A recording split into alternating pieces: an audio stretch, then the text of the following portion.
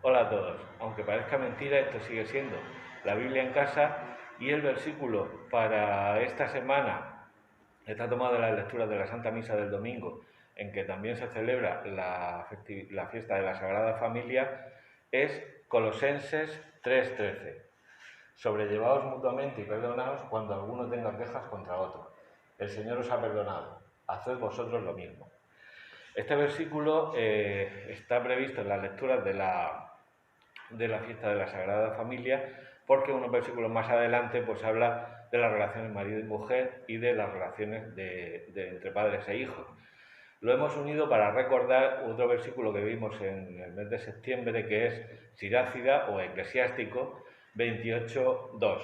Perdona la ofensa a tu hermano y cuando reces, tus pecados te serán perdonados. Esta carta a los colosenses forma parte del grupo de las llamadas cartas de la cautividad, junto con Efesios, Filipenses y Filemón. Está dirigida a los cristianos de una localidad, de una ciudad llamada Colosas, que fue destruida por un terremoto entre el año 60 y el año 64 durante el reinado de Nerón, por lo que la carta pues, tiene que ser anterior a esa fecha. Esta ciudad, Colosas, fue importante en otras épocas, pero ya en la época de San Pablo había perdido importancia en favor de Hierápolis y sobre todo de la Odisea. Ahora mismo se encuentra sin excavar, es decir, que todavía faltan por sacar a la luz los restos que queden de ella. Era una ciudad que pertenecía al antiguo gran reino de Frigia, era la puerta de Frigia, digamos, ¿no?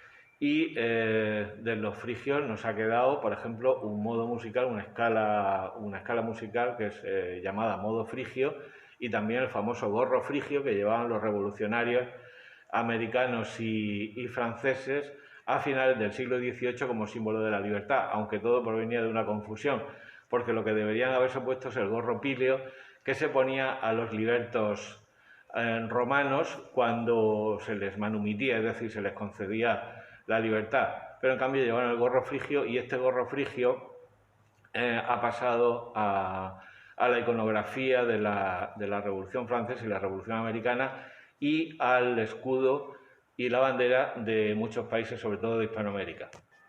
La comunidad de Colosas fue fundada por Epafras, que se convirtió a raíz de escuchar la predicación de San Pablo en Éfeso. San Pablo no conocía esta comunidad, aunque promete ir a visitarlos. Se discute sobre la carta de los colosenses la autoría de San Pablo. Su conexión con la carta de los Efesios, según los críticos, es evidente, y también se ha discutido la autoría de San Pablo respecto a la carta a los Efesios. Se les llama, algunos autores, muchos autores las llaman deuteropaulinas porque piensan que no han sido escritas por Pablo exactamente, sino por algún discípulo próximo a San Pablo. En realidad, a nosotros, bueno, hay otros autores que sí mantienen la tesis tradicional de que estas cartas fueron escritas por San Pablo, y creo que para nosotros es evidente que son cartas inspiradas, cartas paulinas, y que las discusiones sobre la autoría mediata o inmediata pues nos están un poco sin cuidado, sobre todo teniendo en cuenta que en la propia carta a los colosenses, capítulo 4, versículo 16, San Pablo les dice: pasad esta carta a los de la Odisea, y los de la Odisea que os pasen a vosotros la carta que yo les escribí. Esa carta a los de la Odisea no se nos ha conservado, pero es evidente que en este trasiego de cartas, porque las cartas de San Pablo no se quedaban, está claro, y según consta aquí en Colosenses 4:16, las cartas de San Pablo no se quedaban en la comunidad a la que iban dirigidas, sino que circulaban libremente por todas las comunidades cristianas.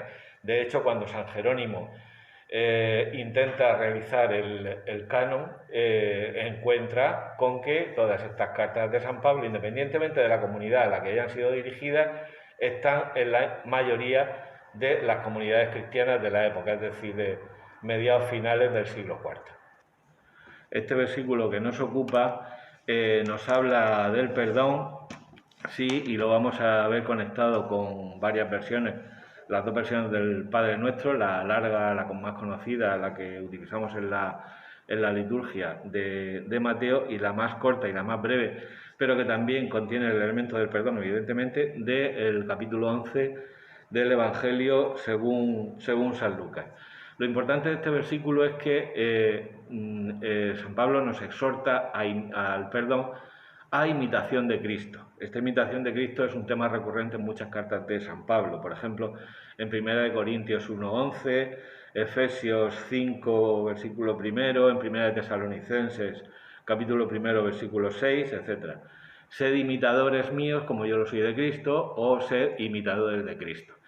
Luego, esto en la literatura muy posterior, a mediados del siglo XV, aparecerá la imitación de Cristo de Tomás de Kempis, que tanto provecho espiritual supieron sacar de ella santos como Santa Teresa de Lisieux.